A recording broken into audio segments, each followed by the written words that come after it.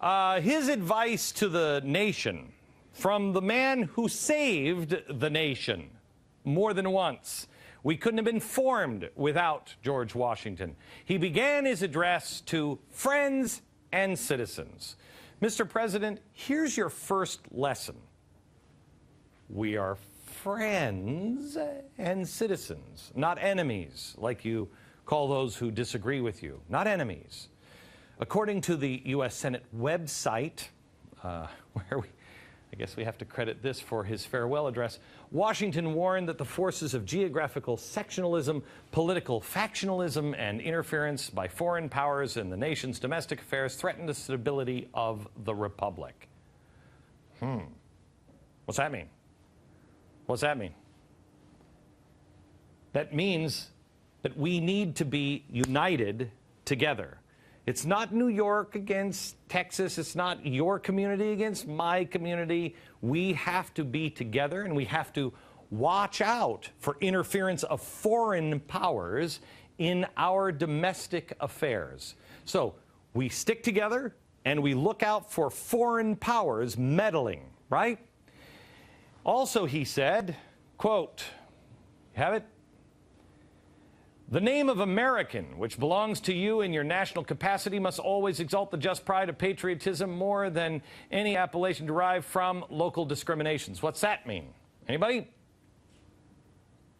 Yes. I think he was warning us against Obama from the start. Kind of, yes, kind of. That we are Americans first, last, and always, not hyphenated Americans. We're Americans. We're Americans. Then he said, all obstructions to the execution of the laws, all combinations and associations under whatever plausible character with the real design to direct, control, counteract, or awe the regular deliberation of the constituted authorities are a destruction. The action of constituted authority are destructive of this fundamental principle.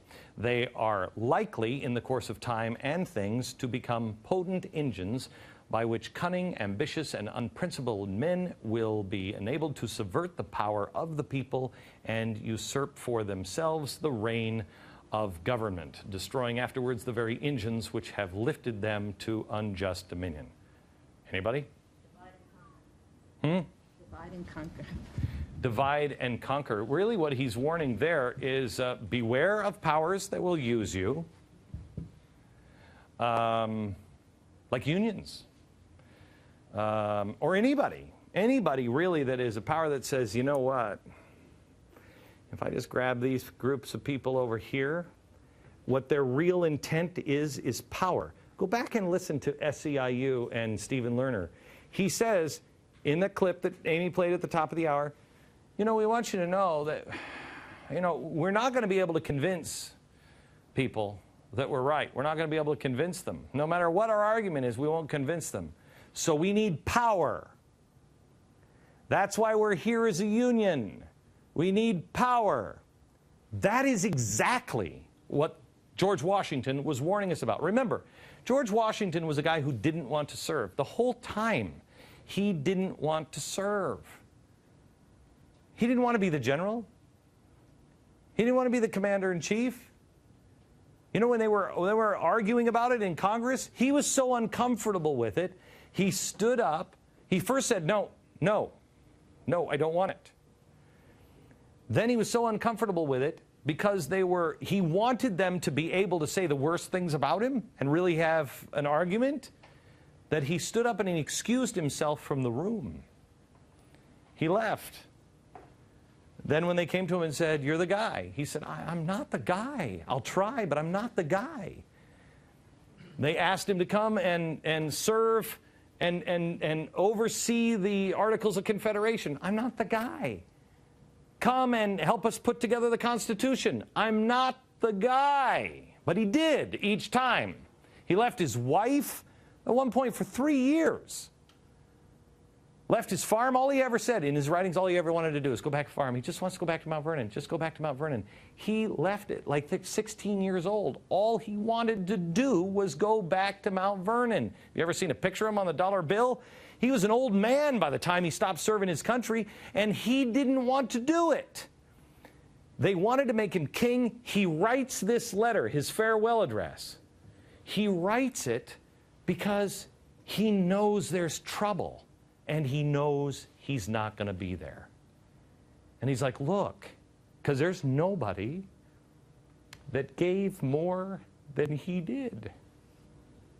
I'm sorry I get emotional about this guy. I love him so much.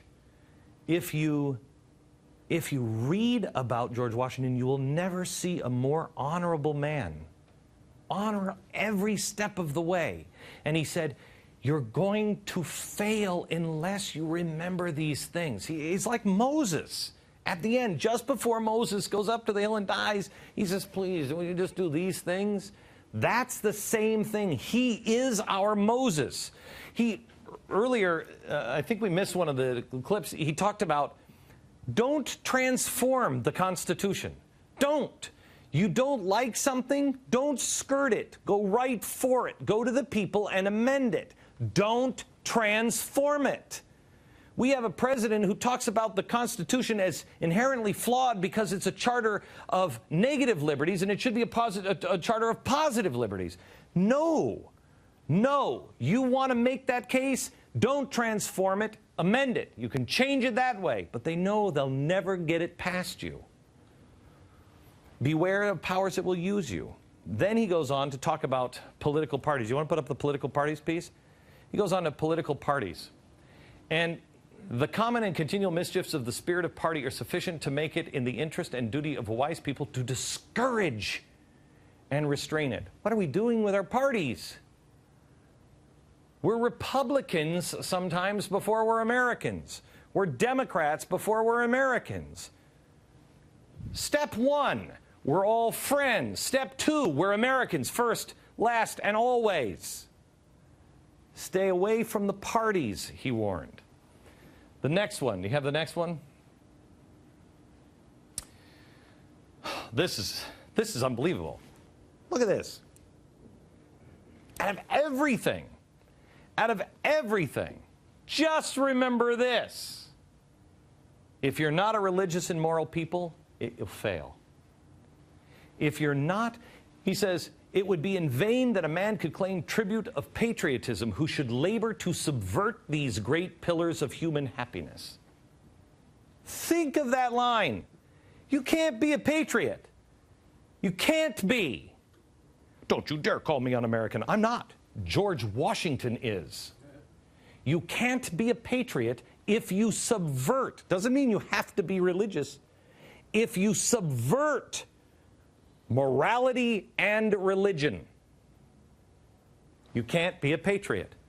Because reason and experience, that's something we don't even use anymore. We're not using reason, and we're certainly not going back and looking at history and using experience. Of course, the reason why the State Department couldn't figure out that the whole Arab Spring thing was going to go down to a nightmare, because they won't look at experience. They won't look at history. History will tell you that's going to fail. Their words also tell you you need reason and you need experience. But we dismiss that. We dismiss that. So, it forbids us to expect that national morality can prevail in the exclusion of religious principles. So in other words, you can't expect people to be good and moral if you exclude religion, because there's a governor on you. If God doesn't put a governor on you, who does? Everything becomes okay. Everything is, it doesn't matter. They're doing it. What difference does it make? If there's no one putting a governor on you, then eventually society becomes so corrupt that somebody else has to. Somebody will play God. A governor must go on. He was recommending self-governance. A governor that comes from above, that says, don't do that. Don't do that. Don't lie. Don't cheat. Don't steal. Don't murder. Don't do those things. The problem is that the moral and religious thing, we as Christians or people of faith, a lot of times we suck I met a lot of Christians that suck. I did for most of my life. Sucked. Inconsistent, didn't really, preach it. Oh, I can talk a good game, but don't live it. That's too hard. You don't have to be perfect. You just have to be trying to do it right. Trying every day to be better. GBTV. The truth lives here.